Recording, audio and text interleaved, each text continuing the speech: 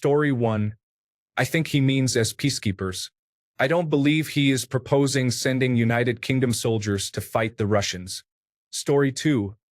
Russia killed United Kingdom citizens on United Kingdom soil with Novichok and interfered with our politics to try and divide US from Europe. They are an existential threat to our way of life and to any kind of prosperous global civilization. Story 3. Like it or not, I believe it is coming to that. Even if Zelensky gave up everything to appease Putin, he would not stop there. He would wait a bit, reorganize, and attack the next country on his list. The only way to end this is for him to lose decisively. Story 4. Overall, it is a good idea. Russia has violated multiple agreements with Ukraine, so there needs to be a security guarantee. Otherwise, there is a chance that Russia could launch another invasion in the future. Russia would likely be extremely reluctant to engage British troops in combat, which would increase the probability that any negotiated settlement would be honored. At this point, I do not believe we have any agreement from the Russians to accept European peacekeepers in Ukraine, though. Story 5. I fully support the need for all other allies to do the same and to ignore any bluffing from Putin regarding nuclear war. Story 6. Let me clarify. They are discussing peacekeepers as if there is peace to maintain. What is the purpose of that? They have no strategy for engaging with Russia to negotiate an agreement, except to insist that ultimately Russia must lose. Essentially, I see countries discussing how they might contribute to something they have no ability to achieve. Story 7. I believe that once British troops begin to be targeted by drones, public opinion in Great Britain will change very quickly. Story 8. Peacekeepers need to be deployed. Everyone needs to contribute to sending peacekeepers. That is how you end the war, not by yielding. Story 9. Hear me out. Russia owns Kaliningrad, right? Why not give Poland permission to annex it? Tell Russia they can have it back if they withdraw from a section of Ukraine. Do the same with other small Russian territories that Russia cannot defend properly. Each time they can choose, lose what is now Russian territory or give up Ukraine. Story 10. Grandstanding will lead to nothing. Only one nation in the North Atlantic Treaty Organization has the logistics to arm, feed, and supply forces in Ukraine, and that is the United States. If the United States is not involved, it will not happen. Starmer knows that as well. It's all political theater. Story 11. I have mixed feelings about it. On one hand, I understand the desire to support Ukraine against Russian aggression, but sending troops directly into the conflict zone is a major escalation that could have serious consequences. There is a significant difference between providing weapons and training and putting soldiers on the ground in an active war zone involving a nuclear power. I would prefer to see more diplomatic pressure, continued sanctions, and military aid that does not involve direct British military presence. This feels like a decision that requires more public debate and transparency regarding the specific mission parameters, exit strategy, and risk assessment. Story 12. This is part of a broader peacekeeping force once the war is over. We, the Empire and Commonwealth, fought several wars to keep Ukraine part of Russia. We also promised the Romanovs Constantinople if they stayed in World War I. Political philosophies and interests change. Using Ukraine, Poland, and the Baltics as a shield against Russia is a risky strategy. Ultimately, if Putin or the Russians believe Ukraine represents a significant portion of the true Russian population and whatever fraction of the area, a statement like this puts them in a position where they must win whatever the cost or consequences. Whether they can achieve that is another matter. Sir Keir Starmer, along with the French, Canadian, and European allies, is trying to reassure the Ukrainians that when the war ends, they will have security guarantees. But it also signals to Russia that it is now or never. On the other hand, it signals to Russia that the European and Canadian defense commitment will be ongoing, even without the Americans. The Russians will need to decide if they can afford the costs of pressing on. They will go from about 500,000 men reaching military age annually to about 1 million over the next 7 years, then drop to 500,000 again over another 10. This provides them with a substantial pool of people for factories and front lines. Unlike the West, they do not have a significant baby boomer population on the brink of retirement. They have a large group of people in their late 30s who will remain in the labor force for quite a while. I don't think there was a way to do this quietly. The Russians have enough spies to find out, and the morale boost in Ukraine only happens if people know about it. If I were an anti-war Russian, I would see this as a sign that the fight is just a continuing waste.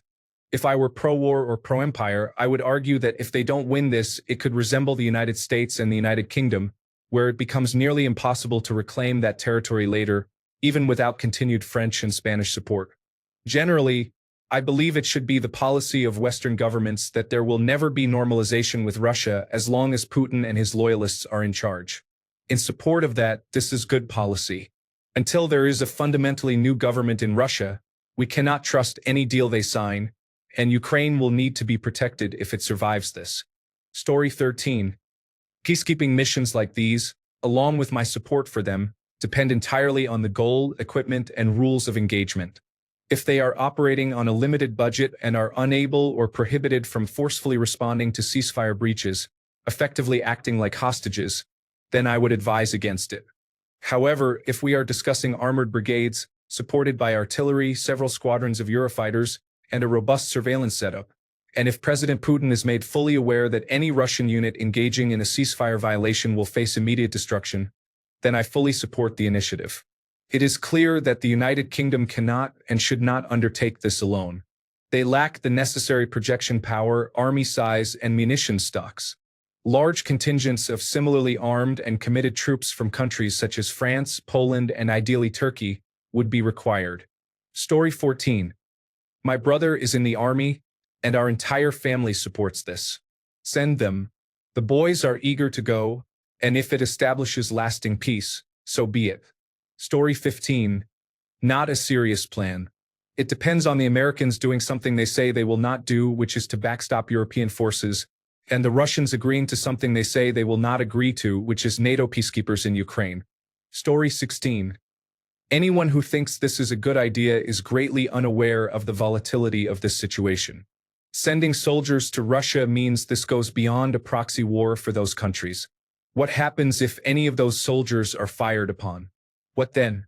The people who want this war to continue will certainly make that happen. The focus should be on a ceasefire and peace negotiations only. It is unacceptable that the UK Prime Minister is manipulating the United States on live television, stating that we are sending troops in but need US support. That is incredibly arrogant. Story 17. It takes one death to ignite a powder keg of tension ready to explode on the European continent. Story 18. As soon as the North Koreans entered the conflict, all of Europe and the aligned forces of Canada, Australia, and New Zealand should have deployed overwhelming numbers of troops on the ground. Story 19. It is somewhat misleading. He reiterated that it is conditional on Trump's security guarantee, which he has clearly stated he will not offer, and Putin and Lavrov have said is entirely unacceptable in their talks with the United States. However, I believe this is about Trump's insistence that Europe increase its military funding. The United States pays 80%, the United Kingdom 5%, and then a sliding scale with most European Union countries having minimal military capabilities and barely contributing 1% of their gross domestic product. Initially, I thought it was Starmer expressing his discontent with Trump. In a way, it still is. All the praising and admiration for Zelensky was unnecessary, but Starmer insists he has been speaking regularly to Trump and acting as a mediator with Zelensky. All the financial resources in Europe will not save Ukraine. Europe and the United Kingdom cannot do much about it, and they are frightened at the prospect of the United States leaving the North Atlantic Treaty Organization prematurely. Without a deal and a reduction in weapons and intelligence support from the United States, the war continues with Russia overpowering the Ukrainians. As a side note, I believe that another 50 miles across Donbass will place all rare earth minerals on Russia's side. He will not like it, but Zelensky's only hope is Trump and the minerals deal. Story 20. Almost every European nation has been reducing their military budget for decades, relying on the United States to cover their security costs.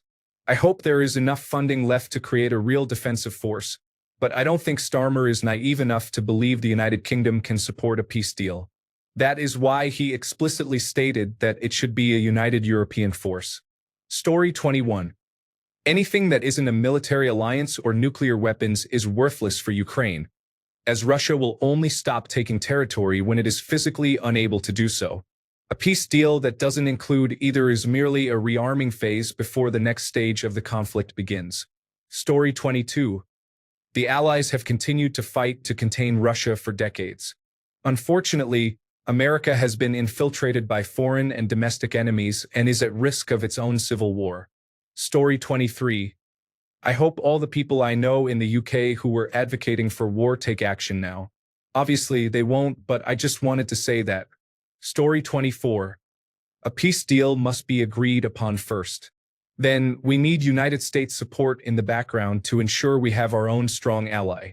We may need to safeguard infrastructure that requires protection, such as oil, gas, and mines, as we desire the profits. Remember, Ukraine offered its resources as part of its victory plan in October 2024.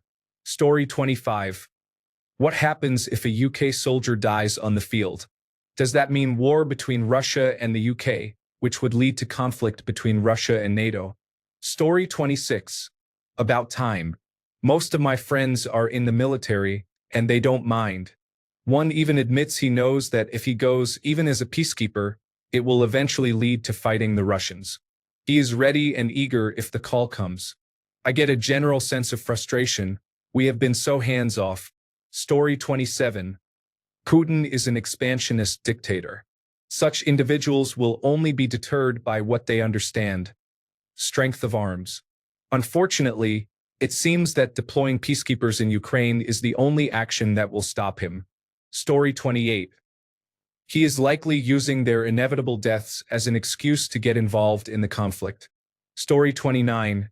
UK forces, along with EU forces as peacekeepers, is a good idea. It essentially provides Ukraine a soft entry into NATO without being a member, as any stray bullet hitting a NATO peacekeeper would pose a political problem. This is also why Russia will not agree to it. Story 30. It is false. His position has not shifted at all. British troops only with American support. The United States is refusing to provide support. So this plan is simply virtue signaling designed to appease Trump. Russia has also rejected it, so once again it is dead on arrival. Unfortunately, many people do not listen to what Starmer has actually said, and many of them appear to be here. Story 31. It's frustrating. What does it have to do with us? We already have enough trouble at home. There is high inflation, a record number of students failing high school, rising homelessness, and an ongoing issue with illegal immigration. With all these challenges, his idea seems to be running farmers out of business and sending soldiers to Ukraine. It's embarrassing. We need a patriotic government for a few years, ideally one composed of economists. Story 32. I prefer that he commit to keeping Ukraine alive now rather than sending troops after the fact to guard its body. Story 33. To continue the war and provide Europe with a reason to enter the conflict, war is the most lucrative business. Story 34. Many people are pointing out that if any of them kill or are killed by the opposing force, it will start the war. That may very well be true. This validity is exactly why they need to be present. Russia needs to understand that the free world will not allow a dictator to triumph. Since certain leaders are too preoccupied with supporting Putin, I am pleased that other members of the United Nations are stepping up. Story 35. Someone needs to tip the balance back in Ukraine's favor now that the United States has effectively joined the other side. Story 36. I think if the United States sends troops, it becomes a world war. If Europe sends troops, it is a continental dispute. To keep China out, the United States has to stay out. This is the last piece of logic I can hold on to in hopes that Trump isn't actually a Russian asset. Story 37. His approval ratings are very low. He has canceled elections. He desires this war intensely. He is a malevolent individual.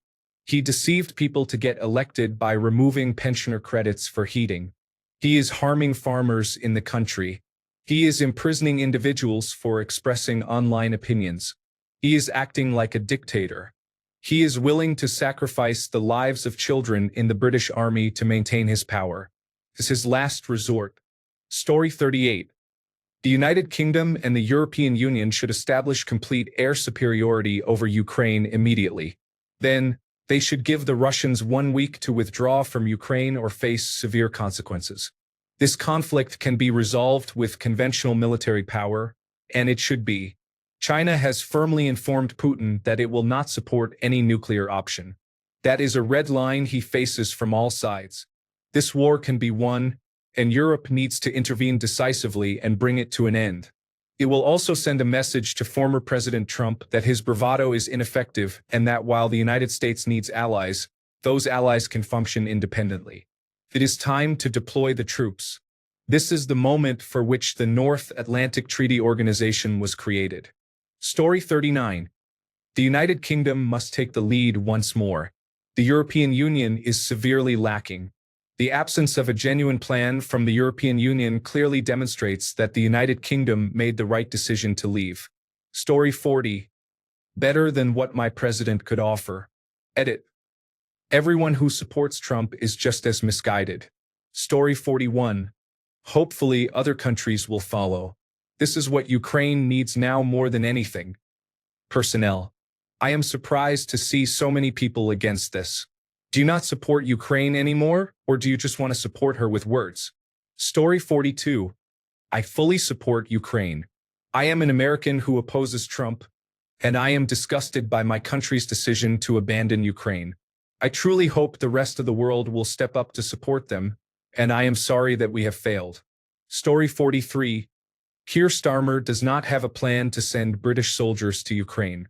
He continues to condition his plan on the United States providing support, while the United States repeatedly states it will not. Story 44. The plan is dangerous and horrendous with a very high chance of leading to World War III. You wouldn't hear about it on this platform, but that's my opinion, which I believe is a fact. Story 45. If Russia decides to declare war on the United Kingdom, the conservatives in the United States government would also declare war on the United Kingdom. Story 46.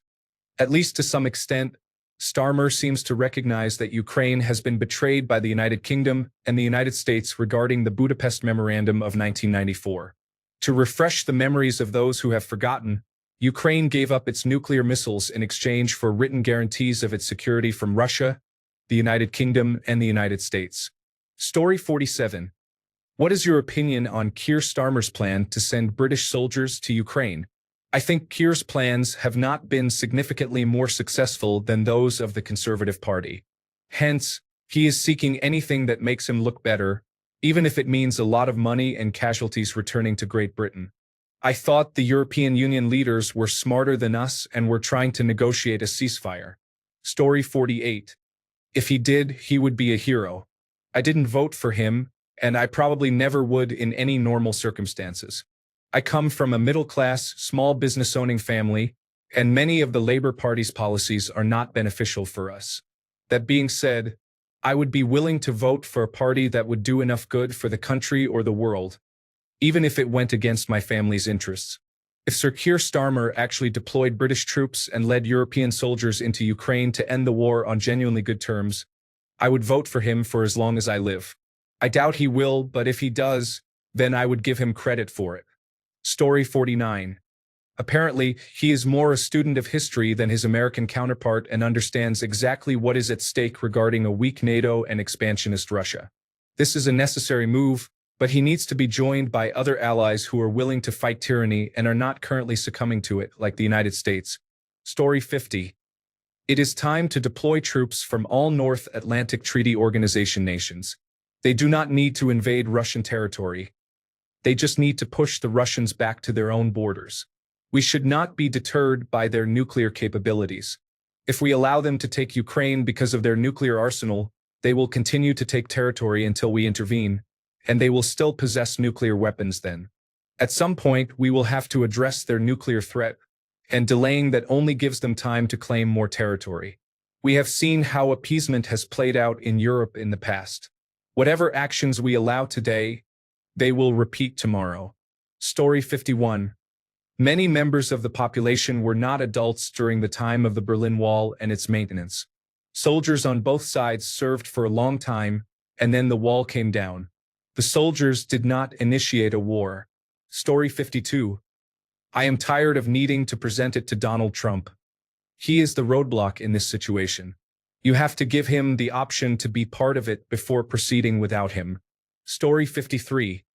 The UK or EU cannot represent peacekeepers when they clearly supported Ukraine in the conflict. Russia will not accept this. Story 54. This is the match that will start World War III, and the British funding is a loan that will never be paid back. Story 55. Are peacekeepers going to use lethal force to maintain peace if Ukrainians are causing trouble on the border?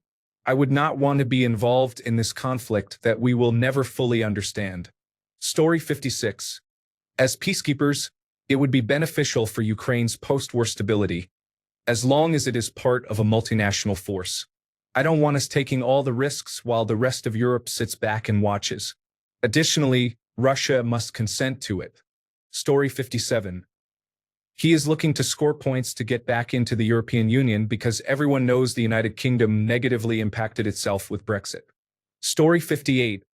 Boots on the ground doesn't sound like peacekeepers to me. I am not trying to start a conflict here, but has anyone looked at the history of Ukraine going back to the time of Mikhail Gorbachev and the fall of East Berlin? I am not entirely sure about this, but my understanding is that Gorbachev agreed to reunite Berlin and withdraw from Berlin if the West would commit to not expanding the North Atlantic Treaty Organization towards Russia. His concern was the North Atlantic Treaty Organization placing nuclear weapons on the border of Russia, similar to how the United States was not willing to allow Russia to place missiles in Cuba. The North Atlantic Treaty Organization agreed to these terms. That is why the issue of Ukraine becoming a member of the North Atlantic Treaty Organization is so contentious today. However, the North Atlantic Treaty Organization broke that agreement and added 14 countries, expanding eastward. Subsequently, the narrative is that Western nations, via the Central Intelligence Agency, facilitated a coup in Ukraine that resulted in Volodymyr Zelensky taking power. Rebel groups were established in eastern Ukraine to suppress pro-Russian Ukrainians. Vladimir Putin viewed this as a direct threat to Russia and a violation of the agreement, which prompted him to invade Crimea. Why? To secure the only Russian warm water port. From there, tensions escalated. We do not have to like or trust Putin, but we do need to understand his perspective. Imagine if Russia were to form a military alliance similar to the North Atlantic Treaty Organization with Panama, Cuba, and Mexico. How would we respond? Again, I am not pro-Putin or pro-Russia. I am simply trying to understand how Putin might view this situation and why former President Donald Trump believes that North Atlantic Treaty Organization membership for Ukraine is a non-starter. I am not an expert on Ukraine, but that is my limited understanding of what happened in the region. Story 59. It frustrates me when he tells Trump that threats to Canadian independence are not an issue for him. I'm sorry, but what makes Ukraine so special? Story 60. 500 million Europeans versus 140 million Russians and 300 million Americans. This does not account for any other nations that may join the fight for either side at this time. Thanks a bunch for sticking around till the end of the video. Remember to subscribe, and until next time, stay awesome and goodbye.